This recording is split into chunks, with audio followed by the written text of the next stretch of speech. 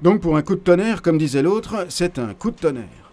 L'autre, c'est Lionel Jospin, évidemment, dont la marche à gauche, qu'on croyait triomphale vers la présidence de la République française, avait été brutalement interrompue, un 21 avril au soir, il y a 11 ans déjà. Au moins, cette interruption était-elle éminemment politique. L'interruptus qui frappe le directeur général du FMI juste avant son envol vers l'Europe et les primaires socialistes françaises permet, hélas, tous les jeux de mots et tous les sous-entendus aussi graveleux qu'assassins. Pour rester à gauche, on dira avec Karl Marx que s'il est vrai que l'histoire se répète parfois, c'est d'abord en tragédie, disait-il, mais la deuxième fois en farce. Bien entendu, nous ne connaissons pas la réalité des faits qui sont reprochés à Dominique Strauss-Kahn et qu'il conteste. Le directeur général du FMI va donc plaider non coupable, dans ce qui ressemble soit à une impulsion de très mauvais goût, soit à un guet-apens, un coup monté, soit même au mensonge non prémédité d'une femme de chambre qui aurait subitement entrevu là le moyen de toucher de confortables indemnités.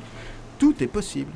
Tout est possible, sauf se dépatouiller d'ici la mi-juillet, date de dépôt des candidatures à la fameuse primaire des socialistes français, d'une inculpation en bonne et due forme de la justice new-yorkaise pour agression sexuelle et tentative de viol.